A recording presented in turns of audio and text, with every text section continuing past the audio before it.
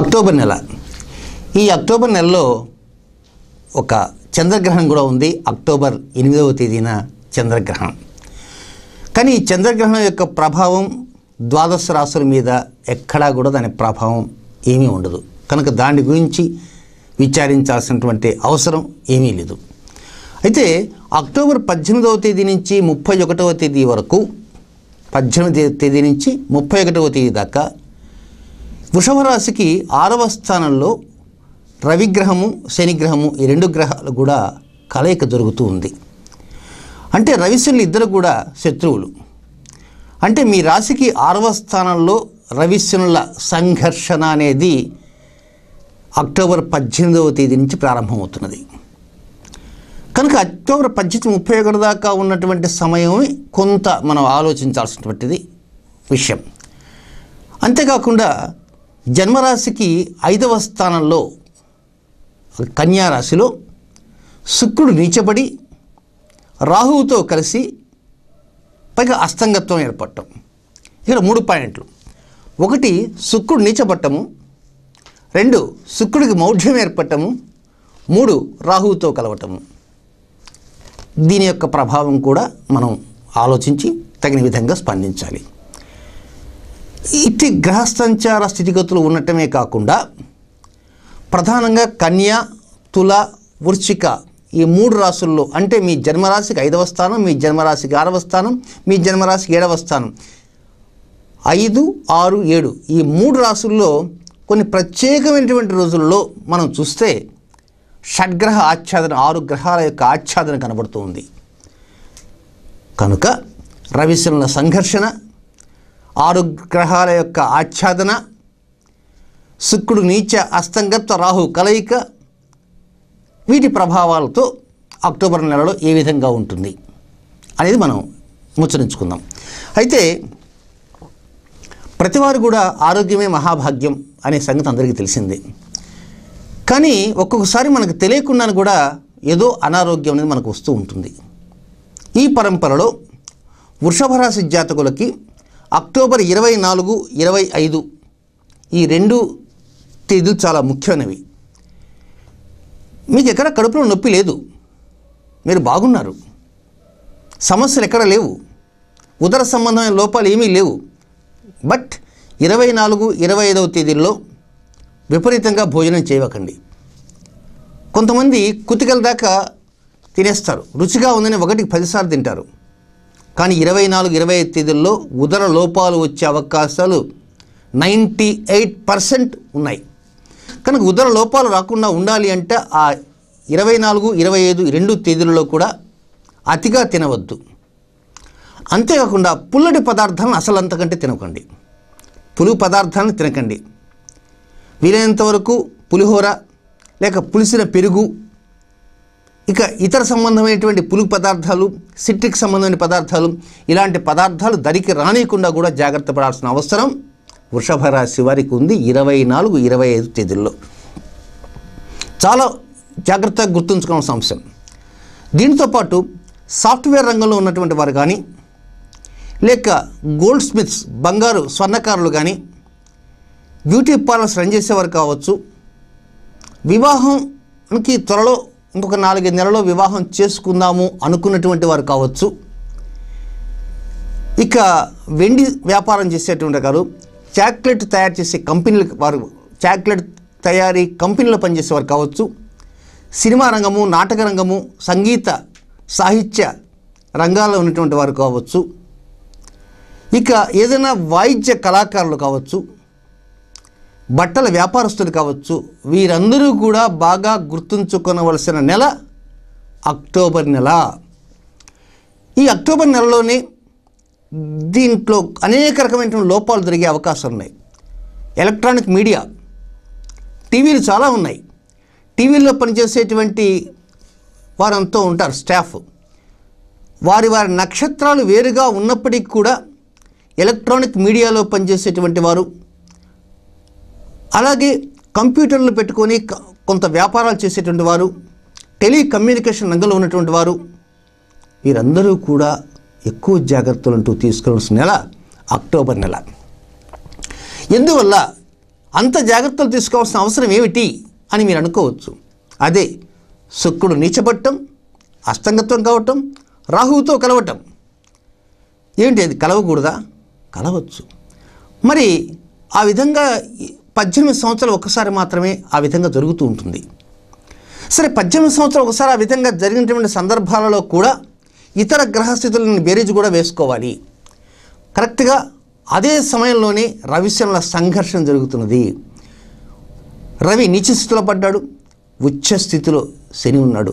ఈ రవిశనుల సంఘర్షణ 18 సంవత్సరాలకు ఒకసారి శుక్రరాహువులు కలిసినప్పటికీ కూడా ఆ సమయంలో రవిశనులు కలవచ్చు, కలవకపోవచ్చు.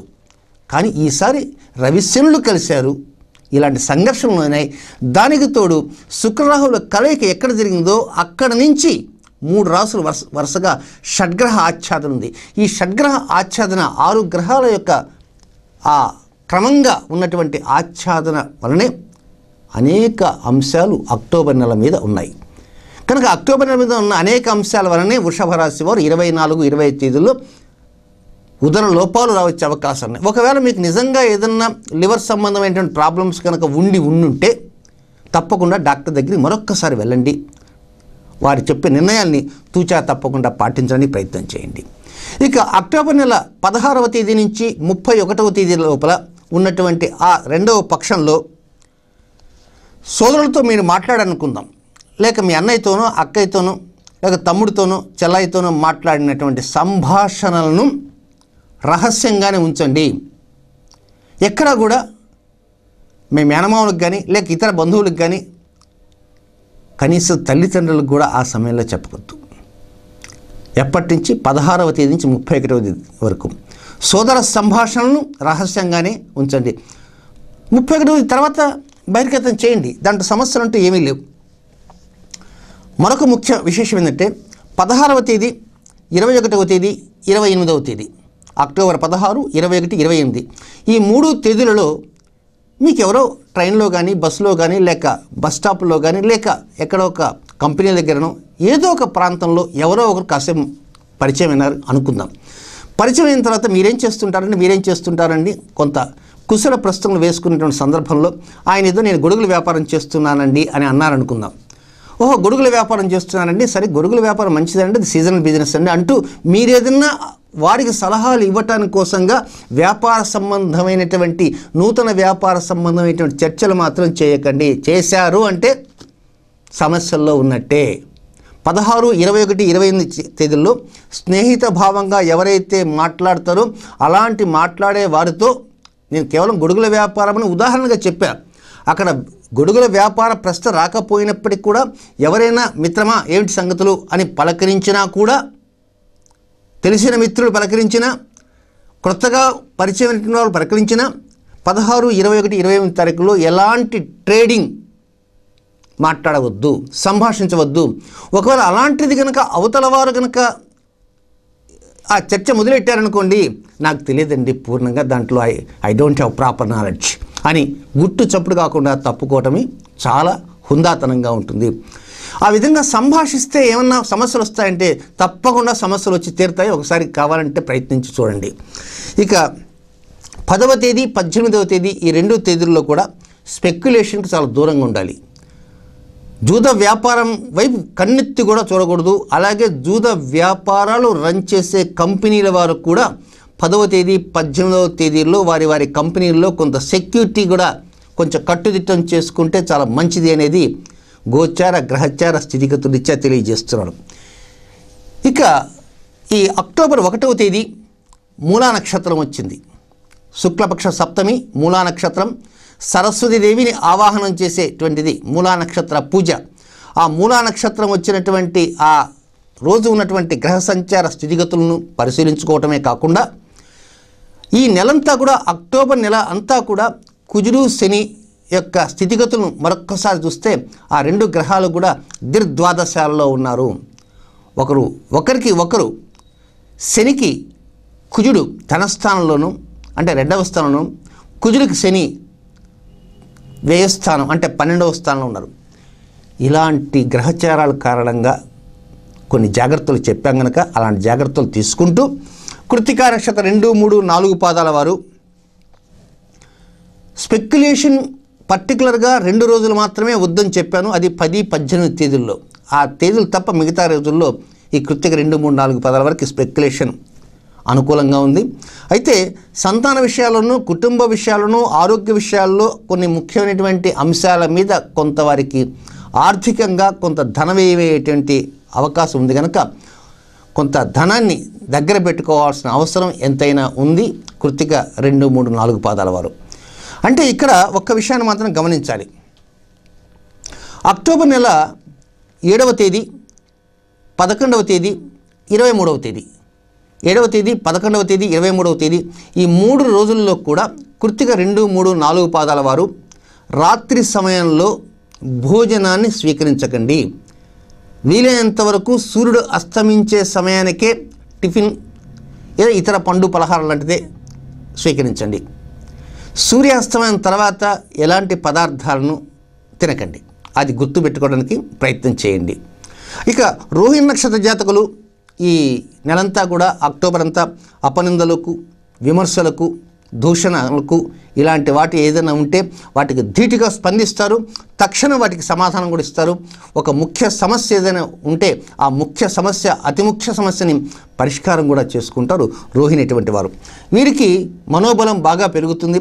2వ తేదీ అంటే పూర్వాషాఢ నక్షత్రం ప్రారంభమైనటువంటి 2వ తేదీ దగ్గర నుంచే రోహిణి నక్షత్ర వారికి బలం బాగా పెరుగుతూ ఉంటుంది. కానీ ఇక్కడ ఒక్క విషయం మనం గమనించాలి. ఈ రోహిణి నక్షత్రం వారికి 1వ తేదీ దగ్గర నుంచే అష్టమ స్థానంలో చంద్ర సంచారం జరుగుతూ ఉంటుంది. మనోబలం బాగా పెరుగుతుంది.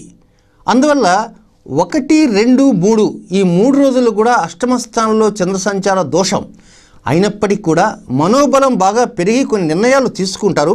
కానీ ఆ తీసుకున్నటువంటి నిర్ణయాలను మాత్రం 16వ తేదీ దాకా ఆచరణలో పెట్టకండి. అంటే ఈ లోపలే మనకు మంచి అనుకూల పరిస్థితులు వస్తాయి. దసరా పండుగ వస్తుంది కదా, కనుక ఆ దసరా వచ్చింది అంటే ఈ లోపల మనం నిర్ణయాలు తీసేసుకుందామని. దసరా కాకపోతే అవతల మరొక దసరా అవుతుంది. కానీ ఎట్టి పరిస్థితుల్లో కూడా శుభకరమైన సమయం వెళ్తున్నదని మాత్రం తొందరపడకండి. హడావుడి నిర్ణయాలు తీసుకోకండి. అనవసరమైనటువంటి పుకార్లు నమ్మి సమయం అంతా కూడా వృధా చేసుకోవడానికి కూడా ఒక్కోసారి ఈ జాతకులు ముందుంటారు రోహిణి వారు. అయితే అంతవరకు మాత్రం స్పెక్యులేషన్ మాత్రం చాలా వరకు అనుకూలించే రీతిలో ఉంటుంది కనుక రోహిణి వారికి దిగులు పడాల్సినంత అవసరం లేదు.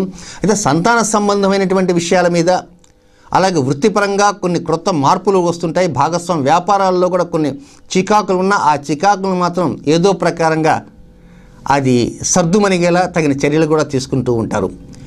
ఇక మృగశిర నక్షత్ర మొదటి 2 పాదాల్లో ఉన్నవారు సంతాన విజయాలను పొందుతారు.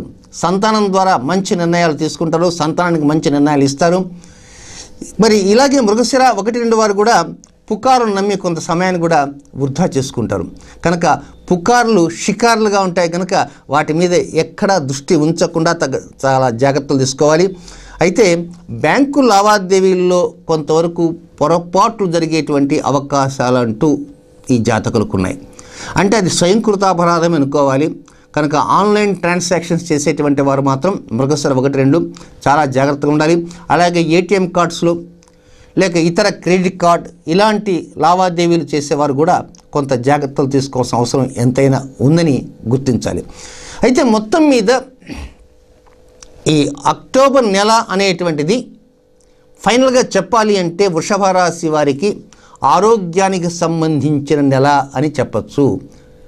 అంటే ఆరోగ్యానికి సంబంధించి అంటే ఆరోగ్యం బాగా ఉంటుందని, ఆరోగ్యం బాగుంటుంది తగినటువంటి నిర్ణయాలు తీసుకుంటూ వైద్య సలహాలు తీసుకుని ఉంటే. అంటే ఏమాత్రం కనుక వైద్య నిర్ణయాలను ఖాతరు చేసినా, అతిగా భోజనం చేసినా అనారోగ్యం అనేటువంటిది వచ్చేస్తుంది. అంటే జగద్రక్షకుడైన శ్రీ సూర్య భగవానుడు నీచస్థానంలోకి రావటం, శనితో కలవటం, ఇతర గ్రహ సంచార స్థితిగతులు ఉన్నాయి కనుక మొత్తం మీద ఈ మాసమంతా కూడా ఆరోగ్యరీత్యా నియమాలు ఎక్కువగా పాటించాల్సిన అవసరం ఎంతైనా ఉందని గమనించాలి.